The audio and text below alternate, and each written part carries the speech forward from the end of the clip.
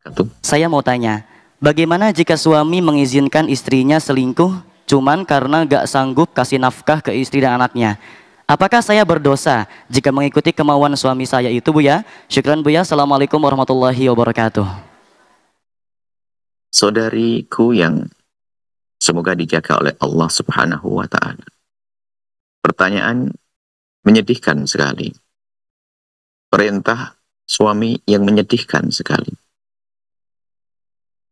Semoga suami segera sadar, tidak lagi menyuruh istrinya selingkuh. Dan istri juga segera sadar, karena di saat seorang istri bertanya seperti itu, bagi kami adalah menyedihkan sekali. Siapapun Anda yang telah bertanya, Anda berani bertanya. Anda insya Allah mulia setelah ini. Sebab selingkuh ini adalah melakukan dosa. Artinya tidak perlu dipertanyakan. Melakukan keharaman seorang istri sudah punya suami, lalu dia akan berurusan dengan laki-laki lain. Jelas dosa, tidak boleh. Dan kami yakin Anda sudah punya jawabannya, wahai saudariku. Mengerikan. Ingat, yang sudah punya halal hati-hati. Yang belum punya halal pun bukan berarti boleh melakukan yang haram, apalagi yang punya halal. Kemudian para suami, seorang suami ini tentunya harus punya kecemburuan. Ada namanya dayuth. Itu akan jadi kerak neraka jahanam. Yaitu yang tidak pernah cemburu dengan ketidakbaikan yang dilakukan oleh anggota keluarganya. Anak perempuan yang melakukan dosa maksiat. Seperti sini. Istrinya malah disuruh selingkuh. Na'udzubillah. Na'udzubillah, istrinya disuruh selingkuh. Paling tidak, kalau sudah menyuruh istrinya berselingkuh, dia tidak punya cemburu, dia dayuth. Mungkin sekali tidak paham syariat. Lebih dari itu adalah mungkin menganggap itu sesuatu yang biasa, sehingga dia pun juga akan melakukan sesuatu itu dengan biasa. Tidak dianggap sebagai dosa. Na'udzubillah. Maka kami kembali kepada pertanyaan. Seorang suami yang menyuruh seperti itu adalah na'udzubillah. Semoga Allah berikan kesadaran. Bahaya sekali. Mana kehormatan rumah keluarga? Mana kehormatan dirinya? Dia ditanya di hadapan Allah, kullukum ra'i wa kullukum mas'ulun an ra'iyati. Seorang suami punya tanggung jawab. Sekarang malah menyuruh melakukan kehinaan. Gak kebayang, sedih. Kalau bangsa seandainya betul terjadi, na'udzubillah, apa yang terjadi? Keluarga semacam apa seperti itu?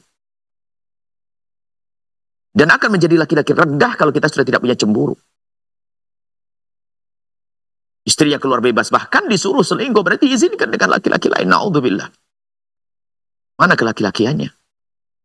Rujulah. Mana kemuliaan yang ada pada dia? Ini menyedihkan jika memang betul ada hal yang demikian itu. Itu adalah hal yang sangat menyedihkan sekali. Ada seorang laki-laki harus punya cemburu.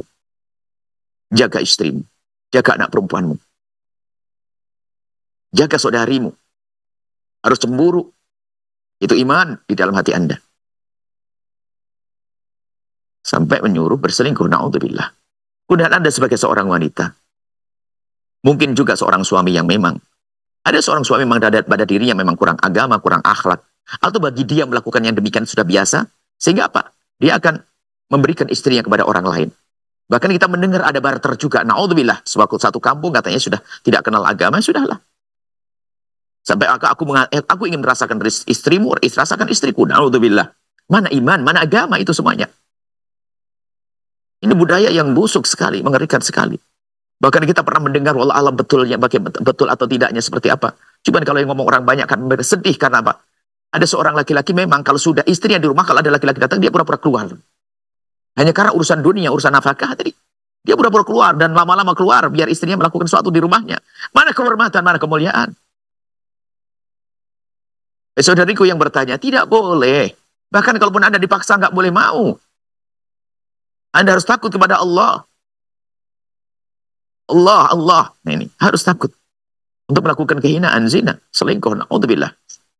Jadi, suami tidak dibenarkan seperti itu, na'udzubillah. Dan istri pun kalau disuruh, tidak boleh dong nuruti. Bukan pertanyaan boleh atau tidak. Nggak boleh, tetap tidak boleh. Dan memang pertanyaan semacam ini bukan pertanyaan main-main. Ini ada kejadian di sebagian tempat. Yang kami mendengar berita-berita semacam itu. Ada satu kampung sudah tidak ada cemburu. Mungkin seorang adik memberikan kakaknya, kakak memberikan adiknya, dan seterusnya. Apalagi kalau sudah terjepit urus lilit utang, narkoba, segala macam, itu semua akan dilakukan. Sehingga karena dia ingin mengambil narkoba, dia tidak mampu, akhirnya apa? Barter dengan kakaknya atau adiknya semuanya. Na'udzubillah. Takutlah kepada Allah. Maka sebab-sebab kelilit utang sampai menjual anak perempuannya, kelilit utang karena menjual istrinya. Na'udzubillah. Haram dosa. Ada pun masalah kekurangan nafkah. Kekurangan nafkah, kita bisa memulai dengan cara pengeluaran kita yang kita atur sebelum kita bicara tentang pendapatan kita. Bagaimana cara makan kita? Jangan berfoya-foya. Ada orang katanya sempit rezekinya, akan tapi semuanya barang-barang mahal dan sebagainya. Kembali kepada kehidupan orang-orang di kampung-kampung yang sangat sederhana. Mereka bisa hidup dengan kesederhanaan. Kemudian setelah itulah bekerja pun yang halal. Ternyata menjadikan sebab kefakiran kita adalah ketamaan dan kerakusan kita. Semoga Allah melapangkan rezeki kita. Apapun bentuknya, kalau seandainya orang dalam kemiskinan yang sesungguhnya, ternyata kemiskinan adalah bentuk atau sekarang syiarul aulia, ini adalah syiar para kekasih Allah yang tidak membanggakan kekayaan.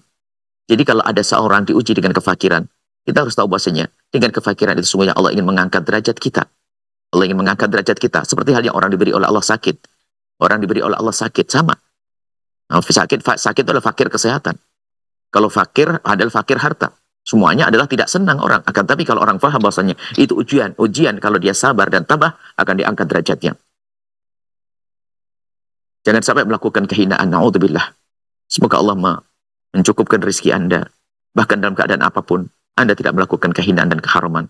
Ini saja kami sampaikan. Semoga yang bertanya atau yang ditanyakan tadi, jika mendengar suara ini, berubah. Suaminya menjadi suami yang sadar, jadi suami yang mulia, menjaga istrinya. Kemudian sang istri pun juga terjauhkan daripada kehinaan-kehinaan. Dan semoga semua yang menyaksikan acara ini, yang mendengar jawaban ini, bisa menjaga keluarganya, tetap menjadi keluarga terhormat, jauh dari sebab kehinaan, jauh dari sebab perzinahan. Semoga Allah muliakan kita dunia akhirat. Wallahu a'lam bishawab.